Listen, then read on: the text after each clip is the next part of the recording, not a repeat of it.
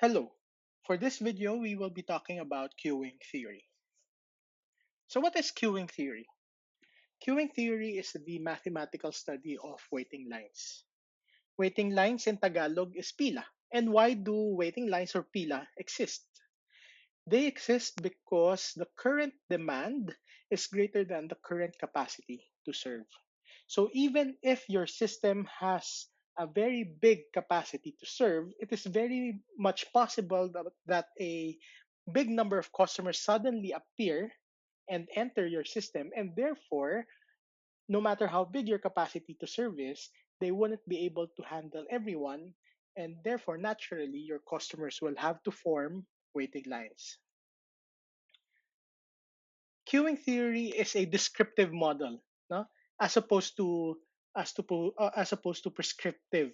Let me explain why queuing theory is a descriptive model later when we discuss the different things that we will be computing under this model.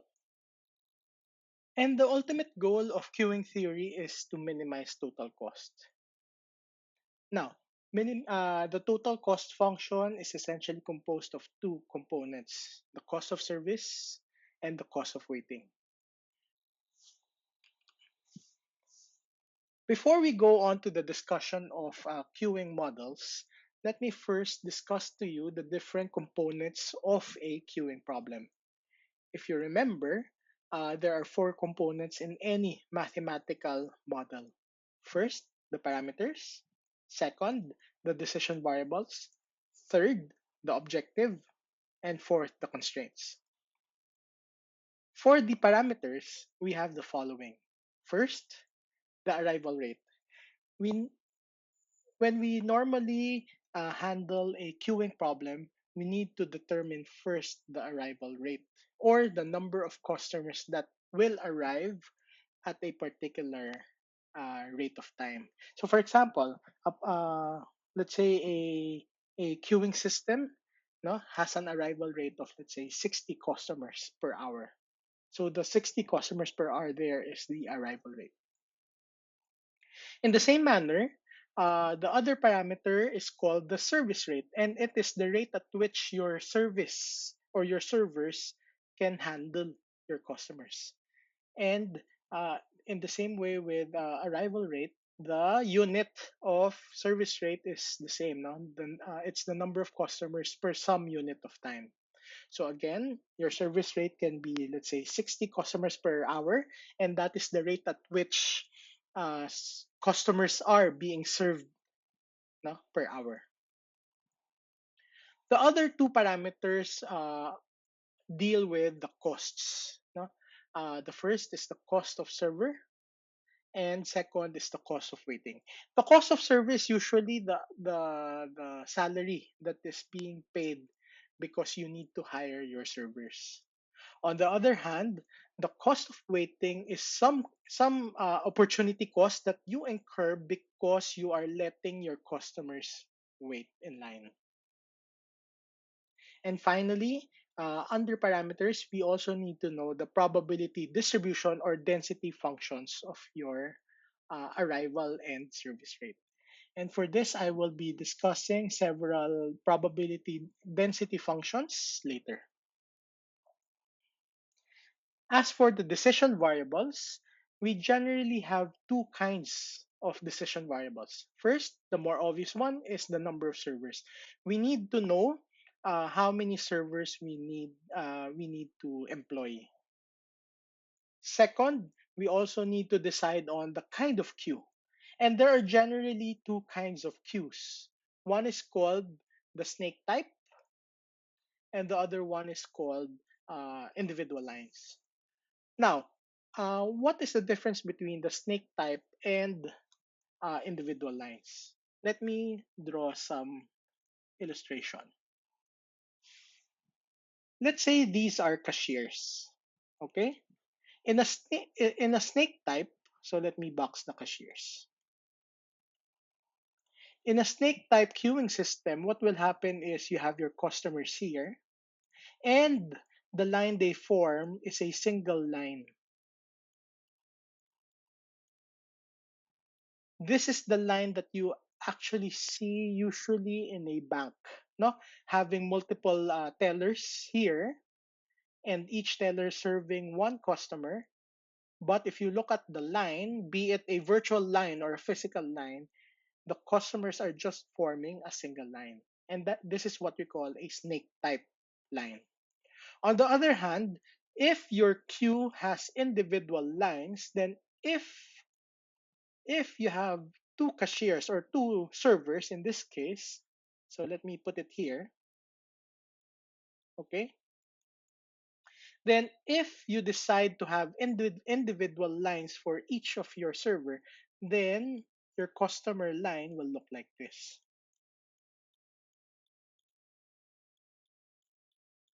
Essentially speaking, sorry, essentially speaking, each server here has its own queue or line versus having a snake type where all of your servers are serving just a single line.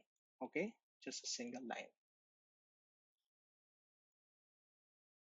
Next, after decision variables is your objective function, and I've already mentioned the objective function.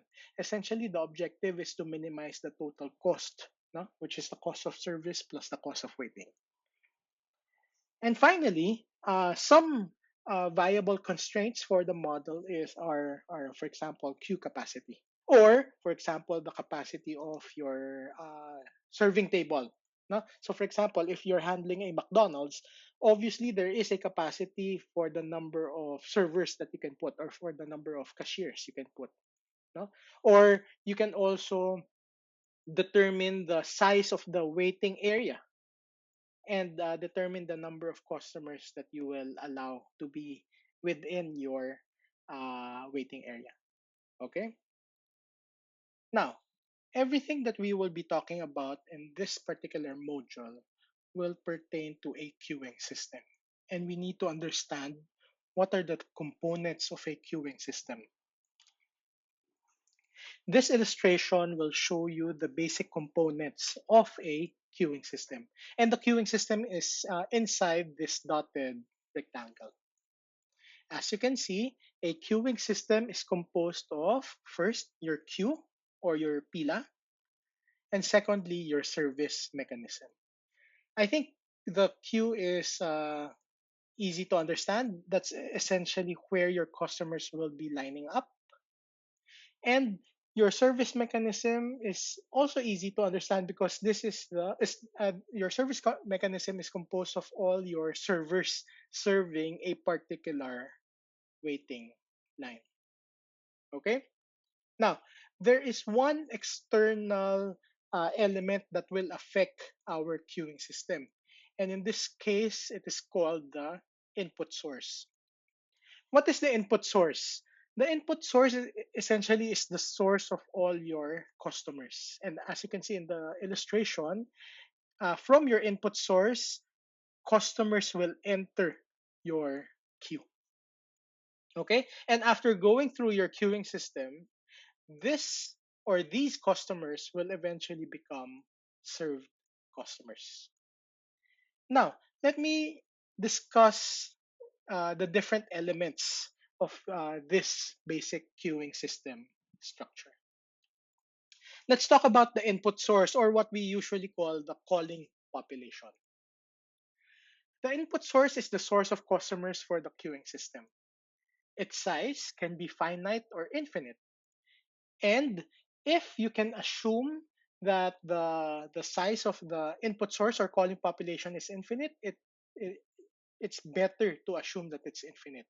And therefore, if the size of your calling population is relatively large, then it may be better to consider it as infinite.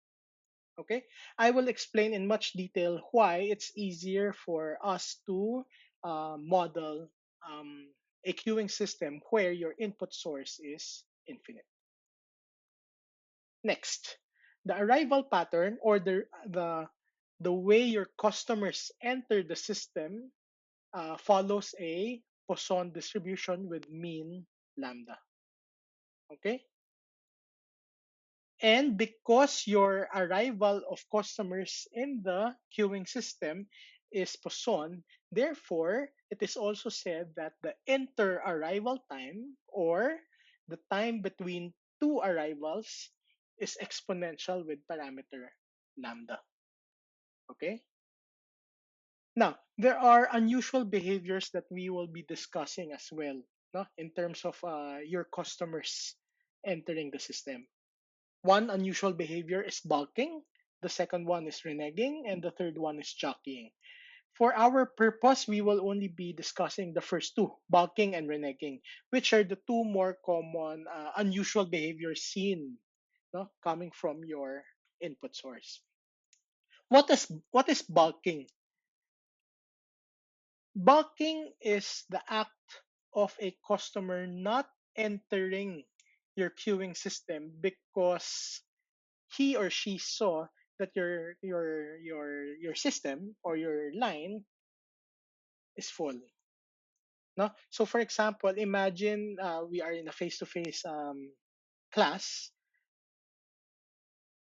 and let's say it's already time, and it's lunchtime. You go to Jollibee Katipunan, and even before entering Jollibee Katipunan, upon seeing that there are, let's say, 20 customers in line, you don't even decide to enter Jollibee and say, I might as well go to McDonald's. That behavior of not entering Jollibee because you saw that there are a lot of customers inside is what we call balking. On the other hand, the other unusual behavior is called reneging. And what is reneging?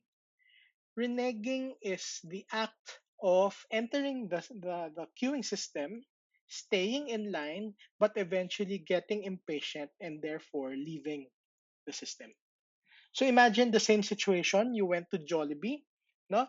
And let's say let us say there are only six customers inside, and therefore that's manageable for you.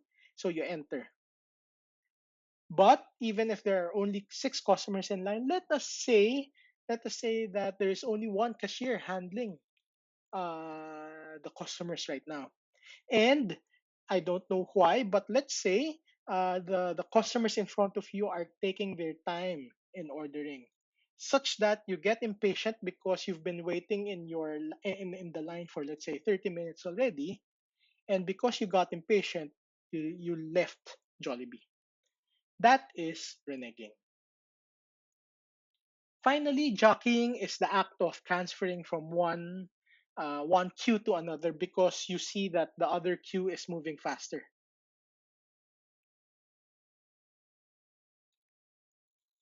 Now, after talking about the input source or the calling population, let's talk about the queue. In terms of the queue, it is also possible that the maximum number of customers in your queue can be finite or infinite. Again, assuming that the queue capacity is infinite is easier to analyze. So if you have a rather large finite size for your maximum number of customers allowed in the queue, then it's usually better to just assume that it's infinite. Okay? Now, in terms of the queue, there are certain aspects in which the order is followed, no? How customers are selected for service. The most common one is FCFS, first come first serve. Okay, LCFS is last come first serve. The other one is random, meaning even if you're the first one to enter the system, it's not possible that it's possible that you won't get served right away because the choice of customer who will be served next is random. Or in cases of, let's say, in hospitals or in the emergency room, it is based on the emergency case. Finally, the service mechanism can be composed of a single server or a lot of servers. What you have to remember here is that a service mechanism, or the entire service mechanism, is just serving a single queue. So for example, let's say we are BPI, and let's say I have 10 tellers, and let's say BPI is employing a snake type system. So these 10 tellers are technically just serving one long line. So in this particular case, your service mechanism is composed of the 10 tellers because these 10 tellers are servicing a single line. The service time is exponential, degenerate, or Erlang. I've highlighted or made into bold exponential because that's the more common probability distribution for your service time. But it is possible that service time is constant, and in queuing theory we call that degenerate. Okay, and uh, finally, it is also possible that the distribution is Erlang. Some other Erlang is just some other probability distribution. Now, it is very important to note that the arrangement of facilities and the number of servers must be specified because if we go back to the first point, we have to make sure that when we deal with a queuing system, we need to determine how many servers are serving that particular queue.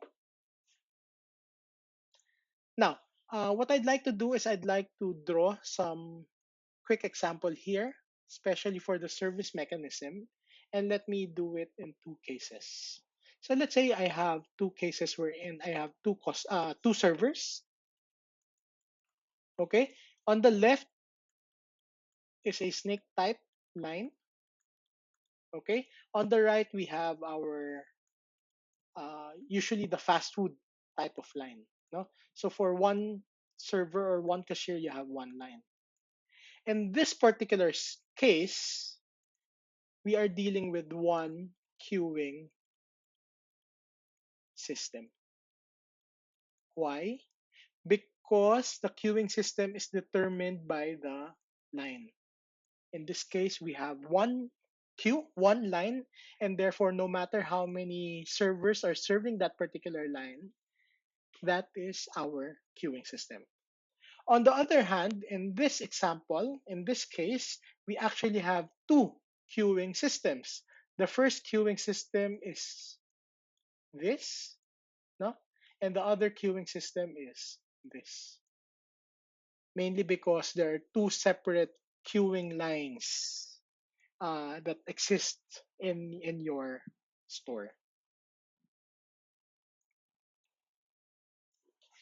Now, how are queuing models labeled, no, mathematically? In general, we will label queuing models using this notation: 1/2/3. Number one is the distribution of the inter-arrival time. Number two is the distribution of your service time. And number three is the number of servers in the service mechanism. And the distribution that can be used are as follows. No? If the distribution is exponential, then we use the notation M. If it's degenerate or constant, then we use letter D. If it's Erlang or gamma, then we use the notation E sub k. Or if we don't know the distribution, then we consider it as any arbitrary distribution or general, then we use the notation G. So for example, the most basic queuing system is an MM1 system. What is an MM1 system? It is a single server. So you have one server handling one line, and the arrival rate is Poisson, or the inter-arrival time is exponential, and the service time is also exponential. Okay, so if we go back to this figure, this is actually what we call an MM2. Sorry, an MM2 system. Okay, why? Because first there are two servers in your system. That's why this is two, and the arrival and inter-arrival time and the service time is exponential.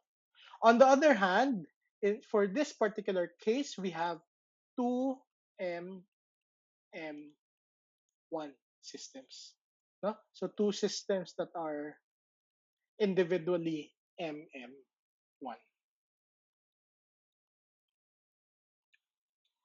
Now, here are some terminologies and notations that I will be using whenever I discuss queuing systems, and I need to define them for you. First, whenever I discuss or use the words state of the system, I refer them to be the number. I refer it to be the number of customers in the queuing system. Okay.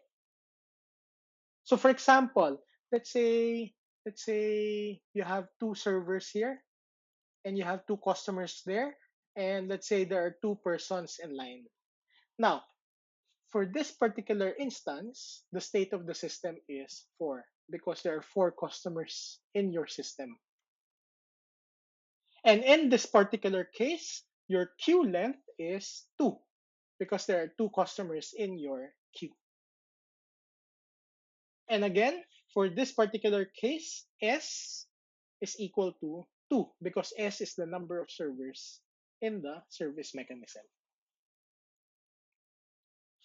Next, the parameter lambda sub n is the mean arrival rate or the average arrival rate when there are n customers in the system.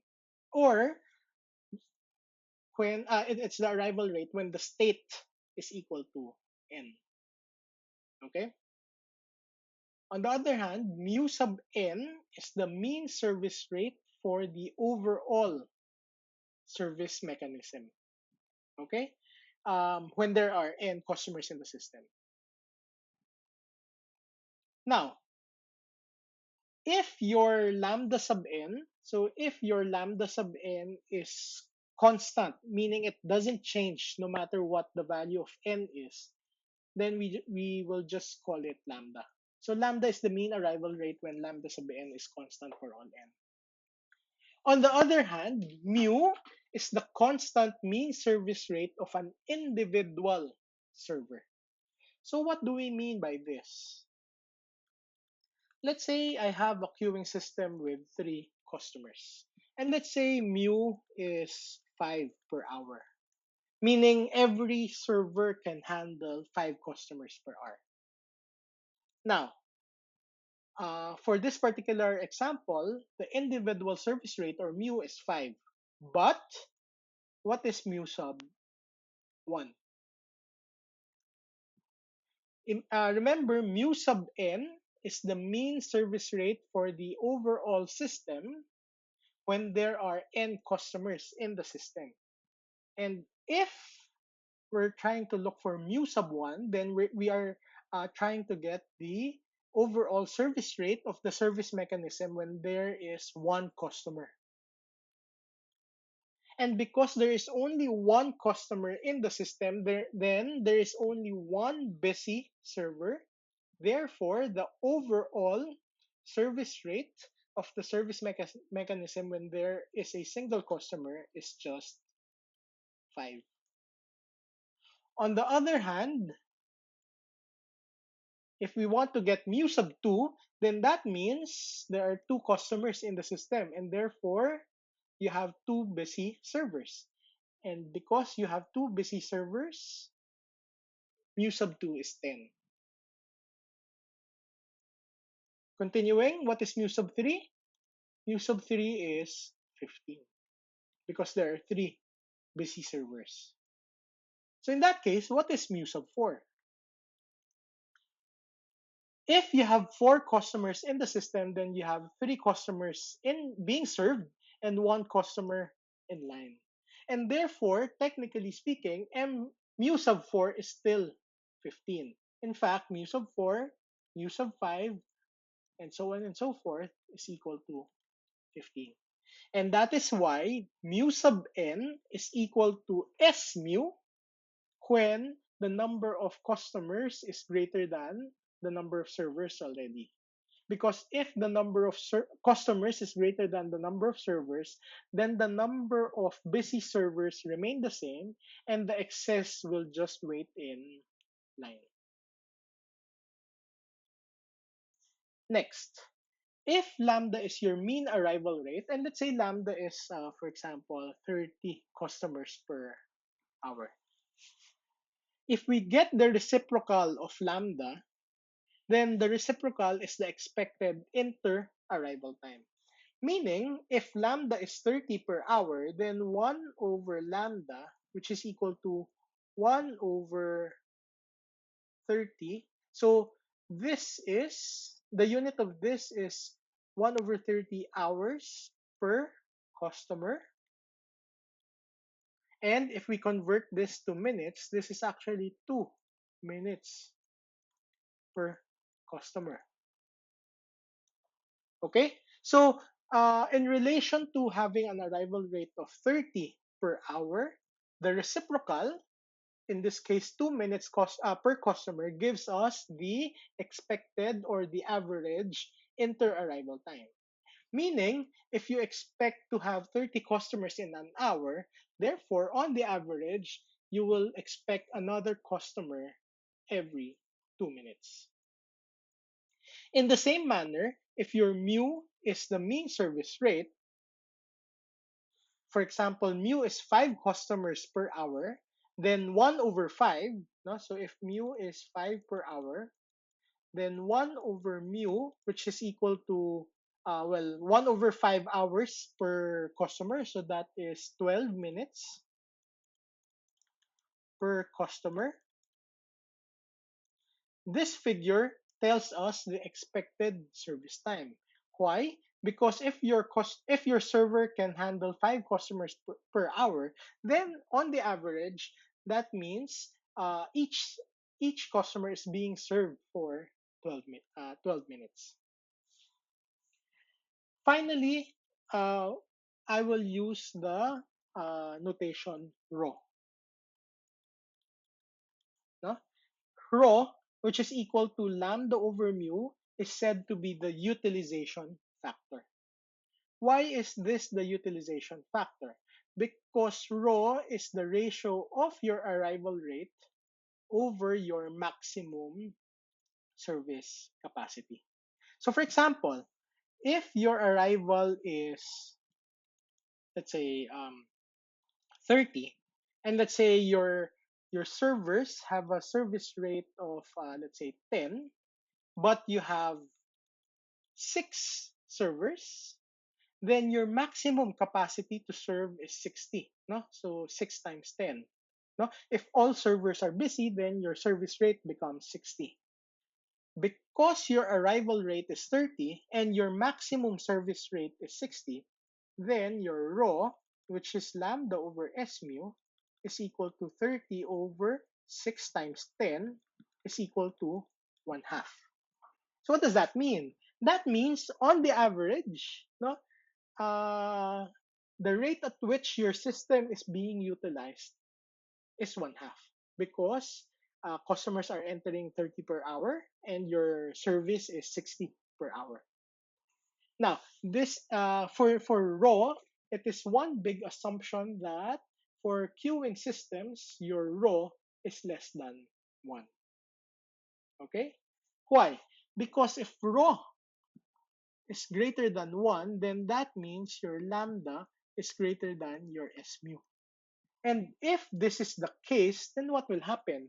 This means that your arrival rate is bigger than the maximum service rate of your service mechanism. And if you have a queuing system wherein your arrival rate is bigger than the capacity to serve, then your line will be endless, meaning it will just grow and grow and grow. And for this particular problem, it is no use to solve, no, this queuing system because in the first place, uh, the problem is obvious. You need to add more servers.